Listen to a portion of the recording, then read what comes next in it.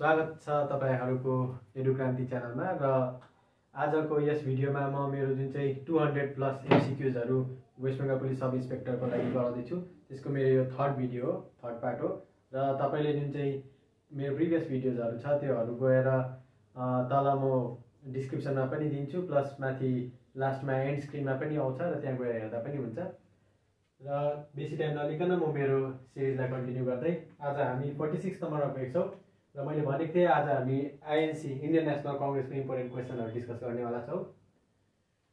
र formation Indian National Congress कहिले form भएको भनेर भन्दा 1885 मा इन्डियन नेशनल कांग्रेस फर्म भएको थियो र यसको ब्याकग्राउन्डमा हामीले इल्बर्ट बिल कन्ट्रोभर्सी पढे जसले मेसेज दिएको थियो हाम्रो नेशनल लिडरहरुलाई र त्यहाँबाट इन्स्पायर भएर पनि एक प्रकारले हाम्रो नेशनल लिडरहरु एक भएर र मेन मान्छे जसले जसको ठूलो हात छ आईएनसी मा त्यो चाहिँ हो एओ ह्युम, HUME ह्युम। उसको अन्डरमा उसको नेतृत्वमा भनिन्छ हाम्रो इन्डियन नेशनल कांग्रेस इस्टाब्लिश भएको हो। Allan Octavian Hume, full form हो एलन ALLAN OCTAVIAN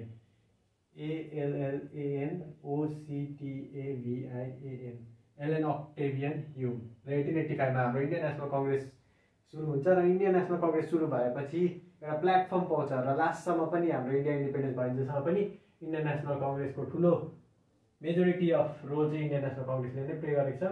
र first session Indian National Congress found भएपछि फर्स्ट सेसन क्वेशन आउँछ, बार नै एक्जाममा सोधिबस्छ। यो फर्स्ट सेसन गान्धीजी कुन चाहिँ सेसनमा भएको र president first session of Indian National कांग्रेसको प्रेसिडेन्ट को थियो, यो क्वेशनहरु प्राय आइबस्छ। र त्यही म जेनरल क्वेशनहरु एमसीक्यूजहरु जो आइबस्ने छ त्यो मैले डिस्कस गर्दैछु। First session of Indian National Congress कहाँ भएको भन्दा बम्बेमा भएको हुन्छ। गोकुलदास तेजपाल संस्कृत कलेजमा भएको हुन्छ, गोकुलदास तेजपाल संस्कृत कलेज। र यो अलिक डिप भयो गोकुलदास तेजपाल संस्कृत कलेज र मेनली त फर्स्ट सेसन कहाँ भएको थियो र अझै एउटा कुरा के छ भन्दा कतिजना मेम्बरले एटेन्ड गरेको थियो भन्दा 72 डेलिगेट्स DLEGATS जति पनि हाम्रो लिडरहरु थियो उनीहरुलाई टोटल नम्बर कतिजना प्रेजेन्ट थियो भन्दा 72 delegates were present in the first session of Indian National Congress which was held at बम्बेमा गोकुलदास तेजपाल संस्कृत कलेजमा भएको थियो। र फर्स्ट प्रेसिडेन्ट चाहिँ को थियो भन्दा जुन चाहिँ फर्स्ट सेसन भएको थियो त्यसको प्रेसिडेन्ट को थियो भन्दा यो पनि फ्रिक्वेन्टली आइबस्ने क्वेशन हो, उमेश चन्द्र ब्यानर्जी WOMESH उमेश CHANDRA चन्द्र ब्यानर्जी WC ब्यानर्जी।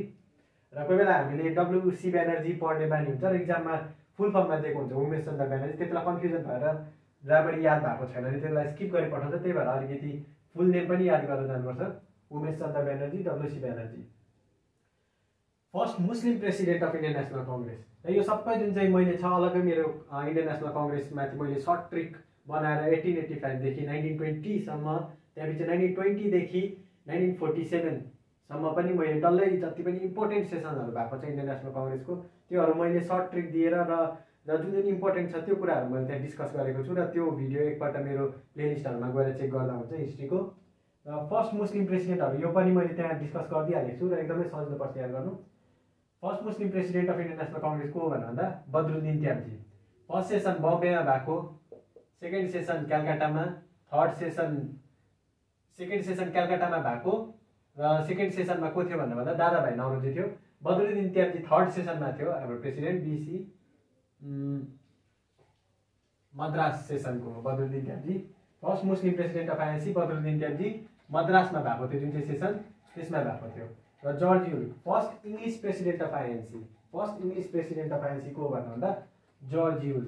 र प्राय हाम्रो कुन चाहिँ क्वेशन आउँछ फर्स्ट प्रेसिडेन्ट प्राय सोधिबस्छ, फर्स्ट मुस्लिम प्रेसिडेन्ट प्राय सोधिबस्छ। त्यसको बादमा first women president of Indian National Congress को हो भन्दा एनी बेसेन्ट 1917 मा भएको हो प्रेसिडेन्ट इन्डियन नेशनल कांग्रेसको। र फर्स्ट इन्डियन वुमेन प्रेसिडेन्ट, अब फर्स्ट वुमेन प्रेसिडेन्ट को भन्दा एनी बेसेन्ट, तर ऊ इन्डियन वुमेन हुनुहुन्थेन। First Indian women president of Indian National Congress को हो भन्दा सरोजिनी नायडू हो। सरोजिनी नायडू कानपुर सेसनको हो 1925 मा भएको, गान्धीजीको सेसनको बाद। गान्धीजीको सेसन 1924 मा भएको थियो। र प्राय यति यो त सोध्दैन, प्राय नाम मात्रै सोध्छ अब पुलिस सब इन्स्पेक्टरको एक्जाममा, त्यही भएर नाम मात्रै याद गर्दा हुन्छ, त्यो एक्स्ट्रा त्यति बर्डन दिनु पर्दैन। र WBCS को लागि यदि प्रिपरेसन गर्दैछ भने चाहिँ एक्स्ट्रा जानिराखेको राम्रो, किनभने WBCS मा अलिकति डिपमै सोध्ने गर्छ। President of INC during Surat split. अब सुरत स्प्लिट कहिले भएको एकदमै इम्पोर्टेन्ट छ, डाइरेक्ट क्वेसन आउँछ सुरत स्प्लिट कहिले भएको भनेर। र 1907 सुरत स्प्लिट भएको, 1907 र 1907 सुरत स्प्लिट भएको थियो। र सुरत स्प्लिट हुँदा चाहिँ त्यति बेला चाहिँ 1907 को जुन चाहिँ सेसन भएको थियो इन्डियन नेसनल कङ्ग्रेसको, उसको प्रेसिडेन्ट को हुनुहुन्छ भन्दा रासबिहारी घोष। रासबिहारी घोष त्यति बेला बालगङ्गाधर तिलक मोडरेट्स र एक्सट्रिमिस्टहरूको पुरा के चल्दै थियो भन्दा कन्फ्लिक्ट हुँदै थियो त्यति बेला। र त्यो कन्फ्लिक्टले गर्दा चाहिँ के भयो भन्दा चाहिँ बालगङ्गाधर तिलकलाई प्रेसिडेन्ट हुनेवाला थियो, र बालगङ्गाधर तिलक नभएर चाहिँ पछि बाद चाहिँ रासबिहारी घोषलाई चुनिन्छ। 1906 पनि त्यस्तै हुँदै थियो। 1906 पनि कन्फ्लिक्ट मोडरेट्स र एक्सट्रिमिस्टहरूको आइडियाजहरू कन्फ्लिक्ट भएर चाहिँ त्यति बेला पनि अब दादाभाइ नौरोजीलाई 1906 प्रेसिडेन्ट चुनेको थियो। सबैले नै मोडरेट्स र एक्सट्रिमिस्ट दुइटैले इज्जत गर्नुहुन्थ्यो, सबै दुइटै पक्षले इज्जत गर्थे दादाभाइ नौरोजीलाई। त्यही भएर 1906 दादाभाइ नौरोजीलाई चुनेको थियो। 1907 फेरि रासबिहारी घोष प्रेसिडेन्ट इलेक्ट भयो र सुरत स्प्लिटमा रासबिहारी घोष प्रेसिडेन्ट हुनुहुन्थ्यो। President of Indian national Congress during Lucknow pact. Lucknow pact important छ। लखनऊ प्याक्ट कहिले भएको भन्नु 1916, जुन चाहिँ 1907 सुरत स्प्लिट भएको थियो त्यसमा मोडरेट्स र एक्सट्रिमिस्ट छुट्टेको थियो। र पछि गएर चाहिँ मोडरेट्स र एक्सट्रिमिस्ट कहिले युनाइट हुन्छ भनेर भन्दा चाहिँ यो लखनऊ प्याक्टमा चाहिँ टाइममा चाहिँ मोडरेट्स र एक्सट्रिमिस्ट युनाइट भएको हुन्छ। र मोडरेट्स र extremist plus Indian national Congress र मुस्लिम लिगको पनि यहाँ हामी युनिफिकेसन देख्छौँ यो लखनऊ प्याक्टमा 1916 को। त्यही भएर 1916 डेट लखनऊ प्याक्ट एकदमै जरुरी छ। र त्यस बेला इन्डियन नेसनल कङ्ग्रेसको प्रेसिडेन्ट को थियो भनेर भन्दा एसी मजुमदार, अम्बिका चरण मजुमदार। र यो याद हुन्छ president of INC during Lucknow pact को थियो भन्दा Ambika Charan Majumdar, AC Majumdar. Most important भनौँ यो क्वेसन प्रायः सोधिबस्छ, गान्धीजी एउटा मात्रै सेसनको प्रेसिडेन्टसिप गर्नुभएको थियो गान्धीजीले। र त्यो सेसन कुन चाहिँ हो भनेर भन्दा चाहिँ गान्धीजी बिके प्रेसिडेन्ट इन विच सेसन भन्दा बेलगाउँ सेसन 1924 को। 1924 को बेलगाउँ सेसनमा चाहिँ गान्धीजीले प्रेसिडेन्टसिप गर्नुभएको थियो। त्यति बेला फेरि जस्तो 1907 को सुरत स्प्लिटको बादमा एउटा ल्याक अफ मोटिभेसन भएको थियो, ल्याक अफ लिडरसिप भएको थियो इन्डियन नेसनल मुभमेन्टमा। त्यस्तै प्रकारले 1921 मा नन कोअपरेसन मुभमेन्टको बादमा स्वराजिस्ट पार्टीहरू अलग्गै 1923 मा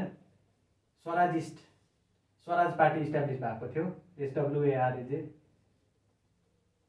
स्वराज पार्टी इस्टाब्लिस भएको थियो।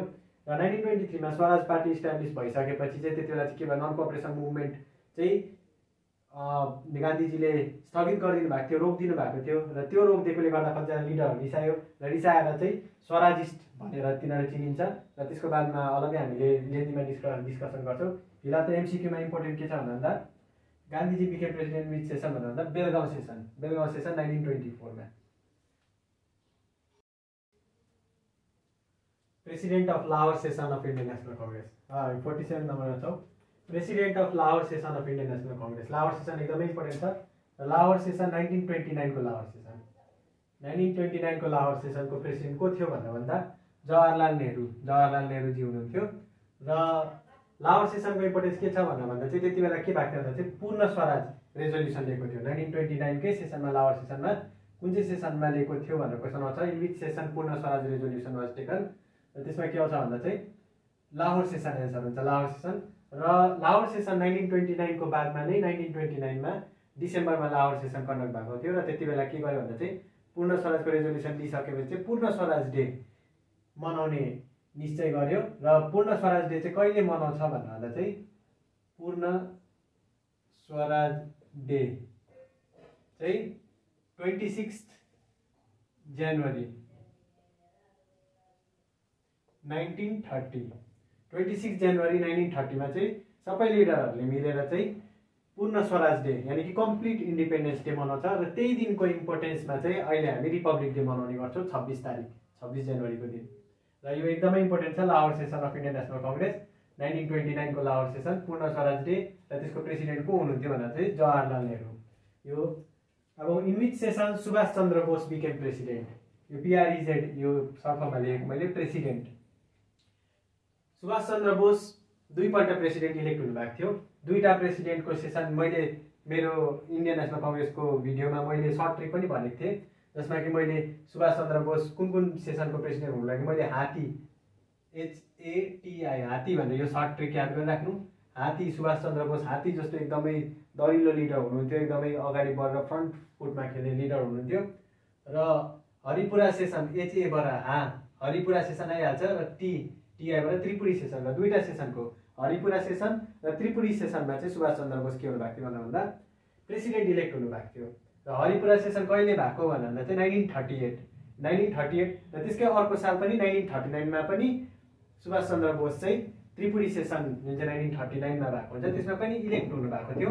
तर गान्धीजीसँग र अरू लिडरहरूसँग हल्का तिनीहरूको मेथड रिभोल्टको मेथडहरूमा चाहिँ डिफरेन्स भएकोले गर्दा चाहिँ के भयो भनेर भन्दा चाहिँ सुभाष चन्द्र बोसले चाहिँ त्यहाँबाट रिजाइन गर्नुभयो प्रेसिडेन्टसिप। त्यसको बादमा प्रेसिडेन्ट राजेन्द्र प्रसाद भएको हुन्छ र यो मैले सबै कुराहरू त्यो भिडियोमा डिस्कस गरिसकेको छु र त्यहाँ गएर हेर्दा हुन्छ।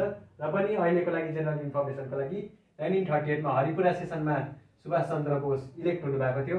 1939मा पनि त्रिपुरीमा इलेक्ट हुनुभएको थियो र त्रिपुरा सेसनमा चाहिँ रिजाइन गर्नुभयो राजेन्द्र प्रसाद हुनुभएको थियो। र यति छ। र त्यो सेसनमा चाहिँ के भएको थियो भन्दा चाहिँ गान्धीजीको चाहिँ उम्मेदवार को हुनुहुन्थ्यो भनेर भन्दा चाहिँ पत्ता भाइ सीतारामैया र यो कुराहरू मैले डिस्कस गरेको छु। र प्रायः के आउँछ भन्दा चाहिँ कुन चाहिँ सेसनमा सुभाष चन्द्र बोस चाहिँ प्रेसिडेन्ट हुनुभएको थियो भन्दा चाहिँ हरिपुरा सेसन 1938 को। Who called INC a microscopic minority. र हाम्रो इन्डियन नेसनल कङ्ग्रेसलाई कतिजनाले क्रिटिसाइज पनि गरे। र यो क्वेसन के हो भन्दा चाहिँ आइएनसीलाई माइक्रोस्कोपिक माइनोरिटी कसले भनेको थियो भनेर भन्दा चाहिँ लर्ड डफरिन। अब यो क्रिटिसिजम थियो एकदमै माइक्रोस्कोपिक माइनोरिटी भनेर भनेको थियो लर्ड डफरिनले। गभर्नर जेनरल हुनुहुन्थ्यो लर्ड डफरिन। अब पार्टिसन अफ बेङ्गल एकदमै इम्पोर्टेन्ट छ। पार्टिसन अफ बेङ्गल कहिले भएको भनेर भन्दा अब पार्टिसन अफ बेङ्गल कहिले भएको भनेर भन्दा 16 अक्टोबर 1905 को 16 अक्टोबरमा चाहिँ के गर्यो भनेर चाहिँ ब्रिटिसहरूले चाहिँ हाम्रो बेङ्गलको पार्टिसन गरिदिएको थियो। र यो डेट इम्पोर्टेन्ट छ।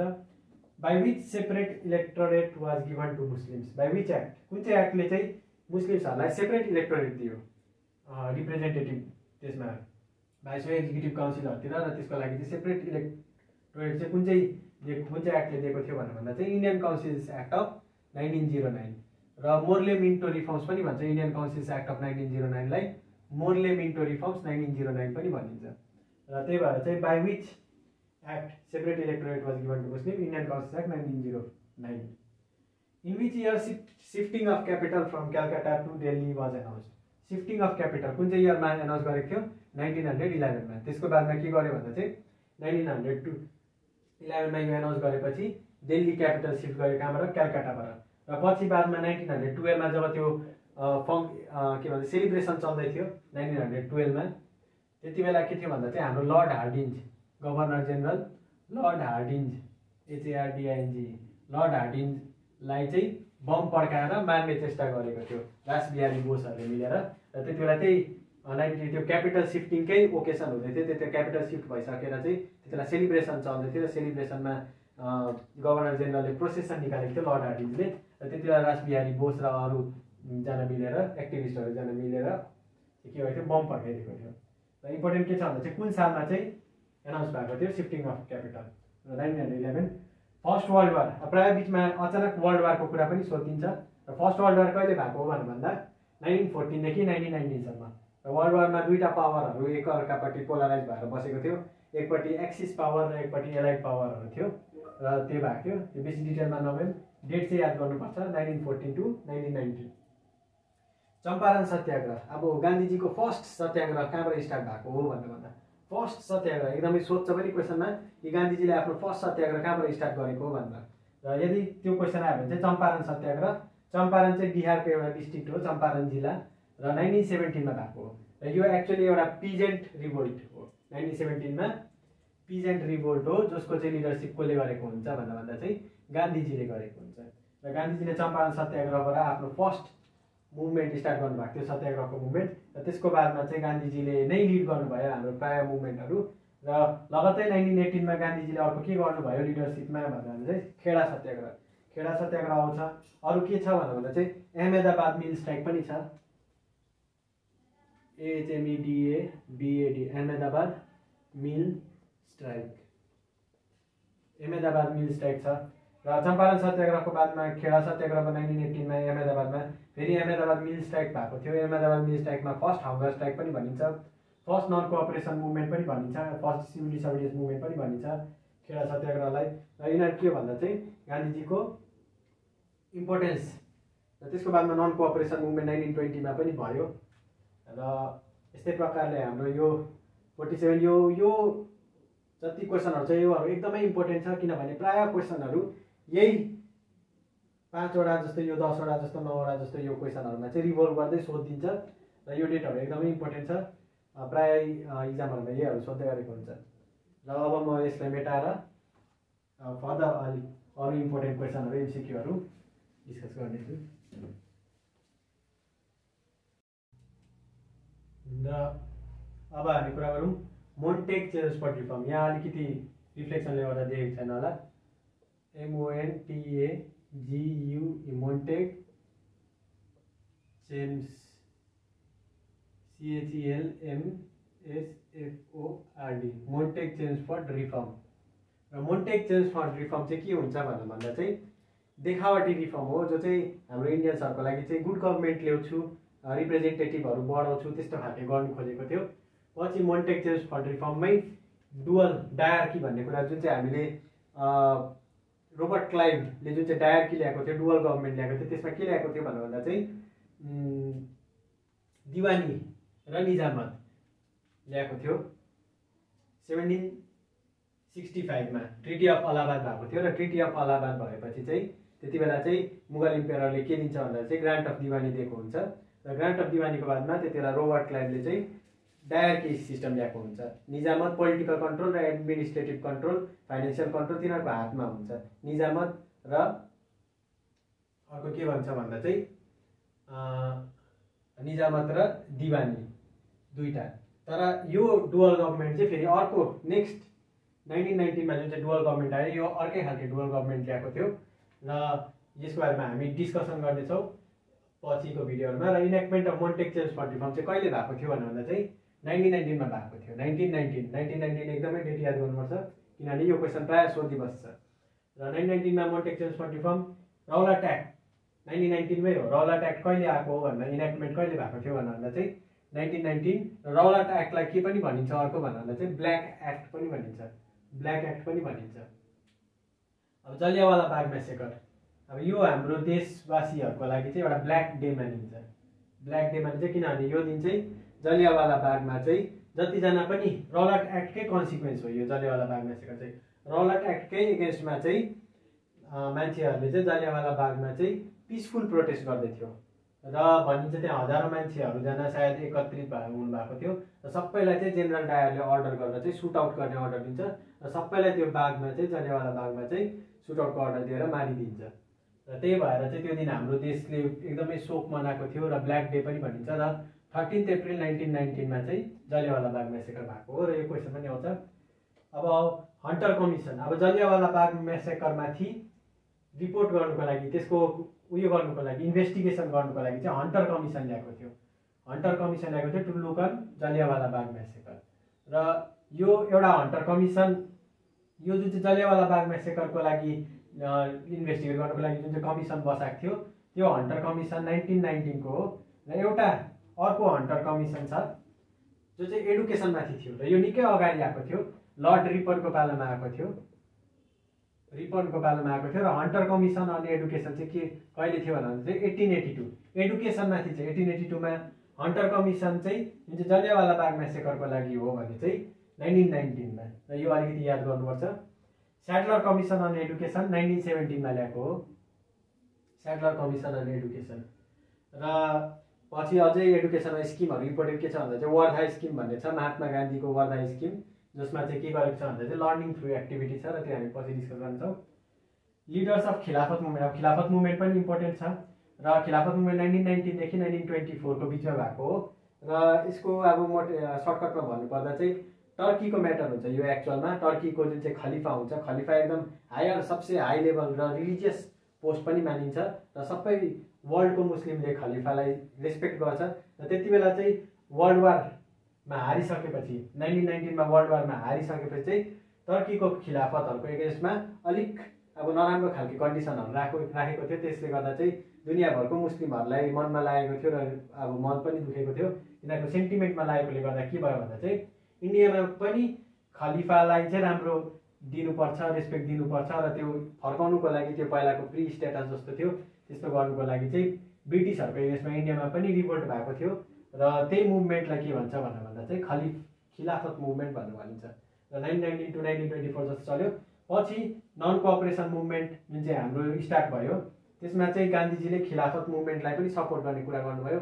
जवाहरलाल नेहरूहरूले भन्थे कि त्यो बाहिर टर्कीको म्याटर हो, हामी त्यसको त्यो एक्सटर्नल म्याटर भयो, हामीले इन्भल्भ हुनु हुँदैन त्यस्तो कुरामा भनेर भनिन्छ। तर पनि गान्धीजीको अब एउटा सोच थियो कि हिन्दू मुस्लिम युनिटी पार्ने एउटा सोच थियो। र त्यो युनिटी ल्याउनुको लागि चाहिँ के गरेको थियो भन्दा चाहिँ गान्धीजीले इन्डियाको मुस्लिमहरूलाई पनि हामी तिमीहरूलाई चाहिँ खिलाफत मुभमेन्टमा सघाउँछु भनेर भनेको हुन्छ। र लिडरहरू को हो भनेर क्वेसन आउँछ। मेनली अली ब्रदर्स भनेर भन्छ। अली ब्रदर्स भनेर फेमस छ, अली ब्रदर्स। र शौकत अली र मौलाना मुहम्मद अली ब्रदर्स भयो। र अरू को लिडरहरू हुनुहुन्थ्यो भन्दा चाहिँ हकिम अजमल खान, मौलाना अबुल कलाम आजाद यिनीहरू लिडर हुनुहुन्थ्यो। मेनली इक्जाममा दुईजना अली ब्रदर्सहरूको नाम पुरा आइबस्छ, त्यही भएर अली ब्रदर्स एन्सर हुन्छ। शौकत अली, मौलाना मुहम्मद अली र अरू लिडरहरू पनि, यो अरू लिडरहरूको नाम चाहिँ प्रायः डब्लुबिसिएसमा सोध्छ हाल्नुहुन्छ। नन कोअपरेसन मुभमेन्ट कहिले लन्च भएको थियो? नन कोअपरेसन मुभमेन्ट 4 सेप्टेम्बर 1920, एकदमै one of the most influential movement हाम्रो देशको। र गान्धीजीले गर्नुभएको लिडरसिप र गान्धीजीको अन्डरमा नन कोअपरेसन मुभमेन्ट भएको थियो। र 1920 मा चाहिँ स्टार्ट भएको थियो। 1921 मा जोडतोडले नन कोअपरेसन मुभमेन्ट अगाडि चल्दै थियो। र 1922 मा एउटा घटना भइदियो। 1922 मा एउटा घटना भइदियो। त्यो घटना के भन्छ भन्दा चाहिँ चौरी चौरा इन्सिडेन्ट भनेर भन्छ। चौरी चौरा इन्सिडेन्ट। र 5 फेब्रुअरी 1922 मा चाहिँ चौरी चौरा इन्सिडेन्ट भएको थियो। र यो भाइलेन्स भएको थियो। र त्यो भाइलेन्स भएको बादमा चाहिँ के भयो भनेर भन्दा चाहिँ गान्धीजीले नन कोअपरेसन मुभमेन्टलाई चाहिँ त्यही स्थगित गरिदिनु भयो, रोकिदिनु भयो। र त्यो नन कोअपरेसन मुभमेन्टलाई स्थगित गरेपछि चाहिँ लिडर्सहरू निकै रिसाउँछ। लिडर्सहरूलाई कस्तो लाग्छ भने यत्रो वर्ष हामीले मेहनत गरेर सारा देशको जनता पनि एक भएको थियो, एकजुट भएको थियो, र यति एकजुट पार्नुको लागि निकै मेहनत चाहिन्छ, तर पनि तपाईँले गान्धीजी किन नन कोअपरेसन मुभमेन्टलाई यहाँ आएर रोकिदिनु भयो? यस्तो सानोतिनो घटना त हुँदै गर्छ। चौरी चौरा इन्सिडेन्टहरू एउटा सानो घटनाले गर्दा, हुन त अब चौरी चौरा इन्सिडेन्टमा पुलिस स्टेसनमा चाहिँ डल्लै पुलिसहरूलाई जलाइदिएको हो प्रोटेस्ट गर्नेहरूले। तर त्यो अब नेसनल लेभलमा हेर्नु हो भने यो कुरा यस्तो भइबस्छ देशमा, र हामीले नन कोअपरेसन मुभमेन्ट चाहिँ रोक्नु हुँदैन भनेर लिडरहरूले भन्थ्यो। र त्यसले गर्दा चाहिँ कतिजना लिडरहरू रिसाएर के गर्यो भन्दा चाहिँ हामी चाहिँ हुँदैन भनेर चाहिँ अब त्यो मतभेद भएकोले गर्दा चाहिँ सीआर दास र मोतीलाल नेहरूले चाहिँ होइन हामीलाई अब इन्डिपेन्डेन्स अहिले नै चाहिन्छ, हामीलाई स्वराज अहिले नै चाहिन्छ भन्ने खालको मोटिभ लिएर चाहिँ अगाडि बढेको थियो। र नन कोअपरेसन मुभमेन्ट नरोक्नु पर्थ्यो भन्ने कुरा लिएर चाहिँ अगाडि बढेकोले गर्दा चाहिँ नन कोअपरेसन एन्युअल कहिले भएको थियो? चौरी चौरा इन्सिडेन्टको बादमा चाहिँ गान्धीजीले नन कोअपरेसन मुभमेन्ट रोकिदिनु भयो। त्यसको बादमा सीआर दास र मोतीलाल नेहरूले चाहिँ स्वराज पार्टी इस्टाब्लिस गर्दा चाहिँ उनीहरू छुट्यो। र जो छुट्यो र जो स्वराज पार्टीमा इन्भल्भ भयो तिनीहरूलाई के भनिन्छ भनेर भन्दा चाहिँ स्वराजिस्ट भनिन्छ। SWARAJIST, स्वराजिस्ट भनेर भनिन्छ।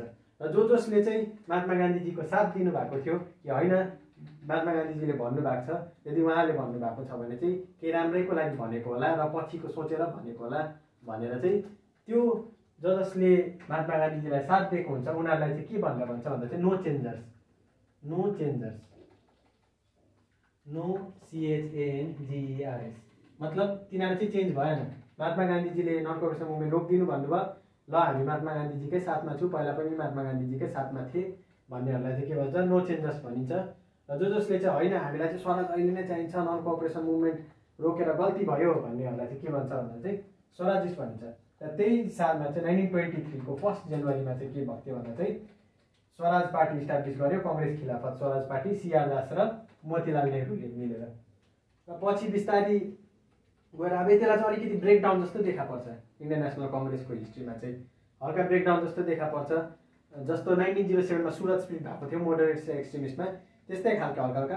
तर पनि त्यति बेला चाहिँ लिडरहरूले बुझेको थियो कि 1907 मा जुन चाहिँ सुरत स्प्लिट भएको थियो त्यति बेला त्यो सुरत स्प्लिटले गर्दा हाम्रो नेसनल मुभमेन्ट नै खतरा भएर गयो, हाम्रो मुभमेन्ट नै स्ट्रङ भएन। र त्यो खालके प्रोटेस्ट, त्यो खालके अब फेरि सिचुएसन नआओस्, हाम्रो फेरि मुभमेन्ट कमजोर भएर नजाओस् भनेर चाहिँ फेरि के गर्यो भन्दा चाहिँ गान्धीजीकै उयसमा चाहिँ लिडरसिपमा पछि स्वराजिस्टहरू पनि तिमीहरूले आफ्नो पार्टी खोल तर कङ्ग्रेसबाट चाहिँ नछुट्टा भनेर भनेको थियो। र लास्टमा फेरि कङ्ग्रेसबाटै बस्छ, पछि गएर स्वराजिस्ट पार्टी त्यसै बिस्तारै फेरि डिजल्भ भइहाल्छ। र यति हो इम्पोर्टेन्ट के हो भन्दा non cooperation movement, Swaraj Party. र एउटा मैले यो छोडेँ मोप्ला रिभोल्ट। मोप्ला रिभोल्ट एउटा पिजेन्ट रिभोल्ट हो, 1921 मा भएको हो र यो इक्जामहरूतिर प्रायः सोधिबस्छ। केरलामा भएको मोप्ला रिबेलियन पनि भनिन्छ र मालाबार रिबेलियन पनि भनिन्छ यसलाई।